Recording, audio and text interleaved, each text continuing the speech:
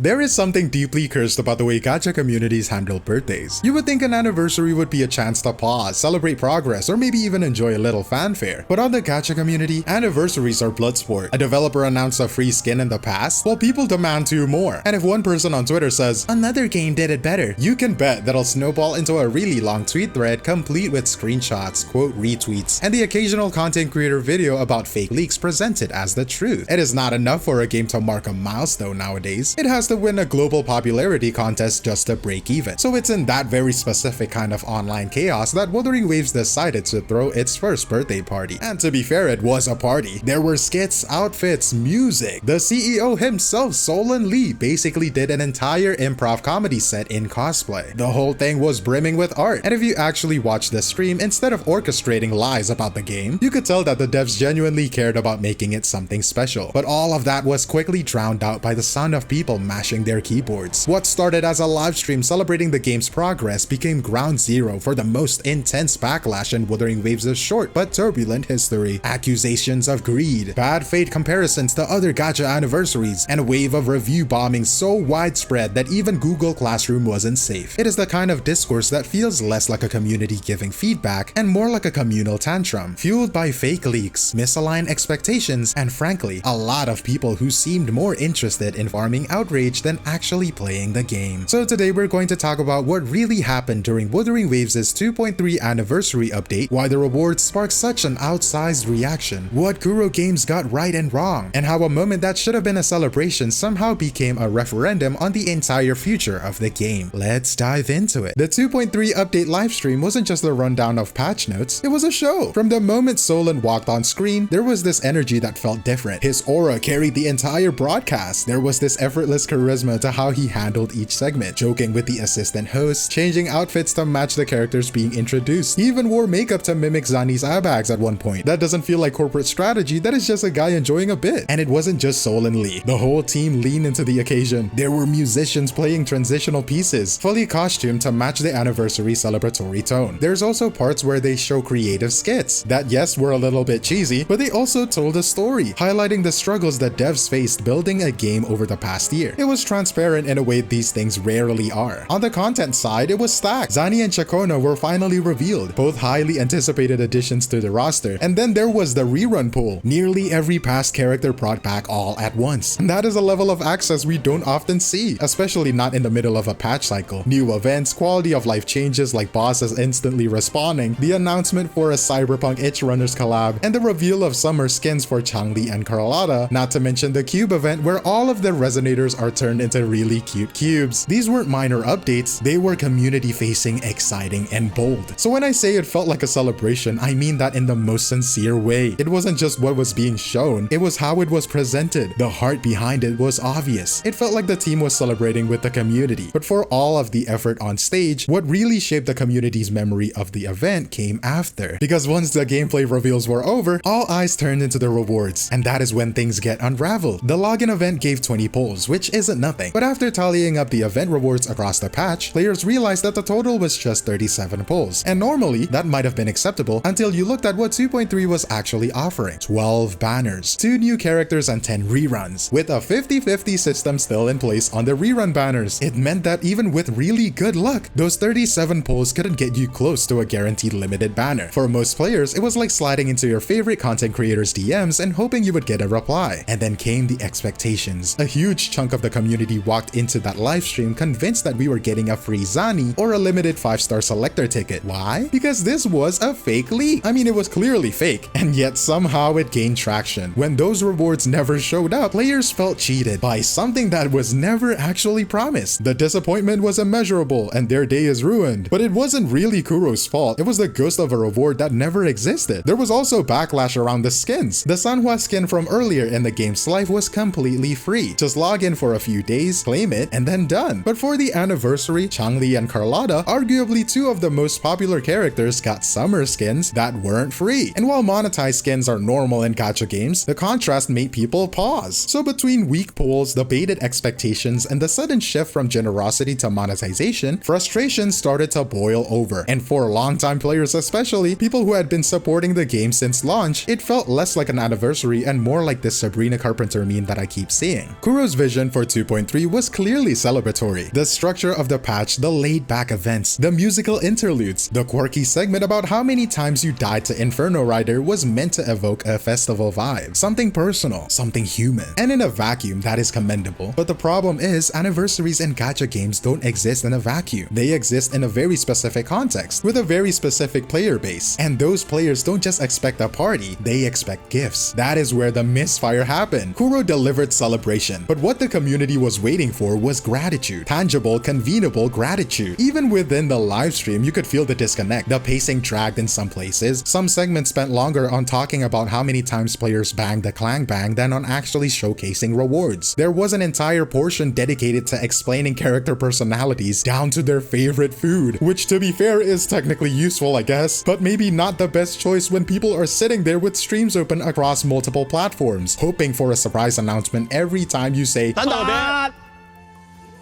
谁说没有了？我就有一个。我还有一个惊喜。 Which is what? And to their credit, Kuro acknowledged this. I'll talk about it more later, but they posted a statement admitting that the structure of the stream didn't hit the right balance. That transparency is rare and appreciated, but it also confirmed what people already sensed. The dev's intent and the players' expectations were never really aligned. So we ended up with a patch that looked festive, sounded festive, but it didn't feel thankful. And in a game where your goodwill with the audience is measured in pity polls and skin pricing, that gap in perception became the whole story. And then came the breaking point, not just the satisfaction, but a full-blown chaos. The backlash started with review bombs, standard protest practice by now, right? But what made it spiral was the sheer randomness of it. Google Play reviews dropped, sure, but so did Google Classroom of all things. Why? I think I have an idea, but maybe someone thought Kuro uses Google Classroom for internal docs. Maybe people just had a grudge against education that day. Meanwhile, creators caught in the crossfire started getting labeled as corporate mouthpieces for not immediately jumping on the outrage train. Some were called greed defenders. Others had comment sections flooded with copy-pasted paragraphs about how they can't wait to see how I'll defend Kuro this time. The irony being that this patch, mechanically, is one of the game's strongest. Most of the actual complaints weren't about the content itself. And then there was the Discord. What began as typical high-traffic chaos turned into a full-on lockdown. Slow mode was enforced. Channels were shut down. It was like watching a community server turn into a Cold War era broadcast. On top of all that, the Japanese server didn't seem to get the memo. Players on the JP forums and Twitter were mostly confused. Their patch notes were solid, and the event was visually polished, and they weren't expecting free limiteds in the first place. So when they looked over and saw global players setting fire to the review section, it probably looked less like a justified protest and more like a child crying in a department store. And that is the paradox of 2.3. A well-made patch, technically impressive, narratively rich, and content dense, completely drowned out by a mix of miscommunication, inflated expectations, and a wave of internet anger looking for somewhere to land. But amidst the noise, Kuro Games eventually stepped in. Kuro Games' response was, in many ways, everything it needed to be. They acknowledged the backlash directly. No vague PR phrasing, no sidestepping, just straight up took it on the chin and apologized. That alone put them ahead of most studios, where apologies usually come pre-wrapped in corporate insulation. But Kuro didn't stop there. They made it clear that this wasn't just a patch for new players. That was an early assumption floating around. People worried that the rewards were scaled to onboarding rather than loyalty. Kuro countered that narrative head on. They said more content is on the way, and yes, it is designed with veterans in mind too. That subtle reassurance that the long-term community still matters did a lot of quiet work in the background. They also brought up gameplay fixes, probably talking about the echo and tuner issue, smoother quality of life in builds, and even adding flight mechanics to Jincho, something players have been asking for since Rinasita update, but I'm just assuming here. And speaking of rewards, they didn't just say noted and move on, they actually bumped the total up to 67 free pulls. In raw numbers, that is already more than what most live service games offer to an anniversary. Kuro didn't just meet expectations, they eventually exceeded them. The problem was that they did it after the explosion, not before. So while the response was mature and constructive, not every part of the ecosystem handled it so well. And here's where the tone starts to crack. While the dev team showed restraints and clarity in their public statement, the official Discord did not follow suit. The moderation team, who to be clear are not developers, took a very different approach.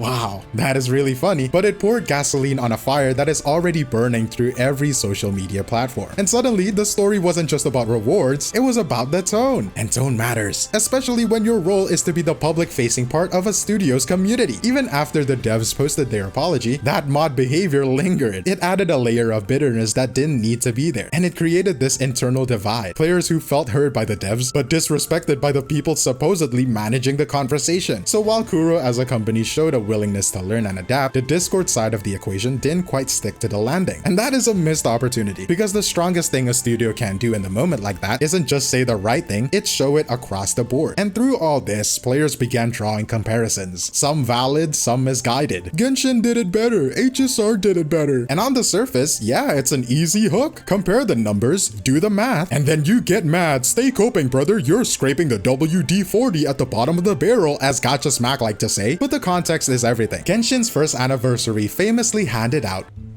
wait, where are the rewards? Where are they? Wait, where are they?